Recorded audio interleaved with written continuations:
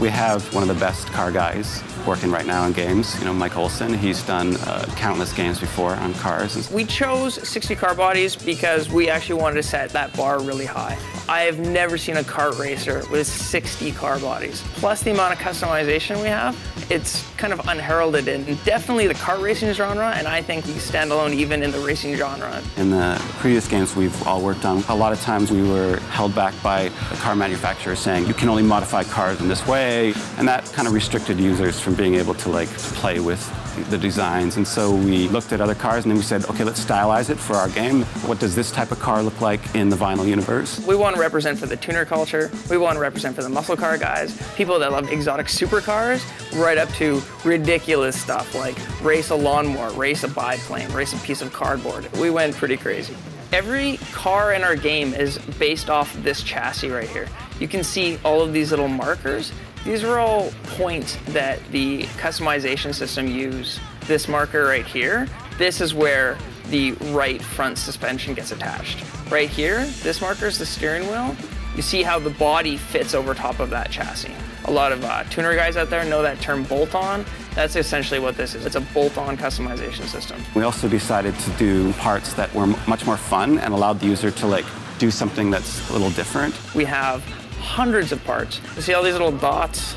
Each one of those is one of our wheels, so we can like actually move in and zoom in. You can see the variety here, where this is kind of a big rig wheel. Right next to it, we have something that resembles a piece of wood. Right next to it, this is a piece of cheese. Here's a cardboard wheel. Here's a 1950s style spinner wheel. If you give enough parts, but they all work together, when you look at them as a style, then it all still comes together, but people have their own touch on that. When it comes to engines, everything powers our cars. We have crystal power. We even have a hamster wheel in there. There's so many different engines to choose from.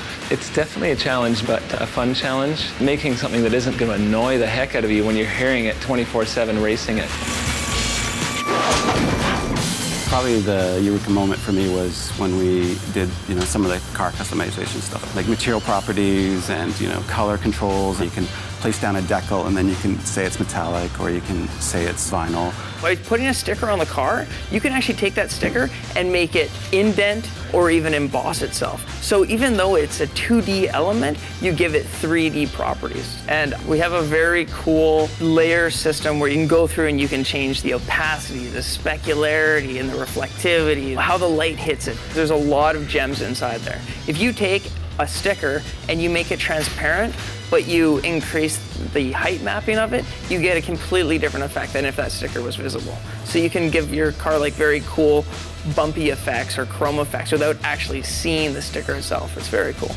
We're giving the player the tools to create whatever they want, and we can only imagine a small portion of what the player is actually going to be able to do. So once these tools get in the player's hands, I cannot wait to see what people are able to do.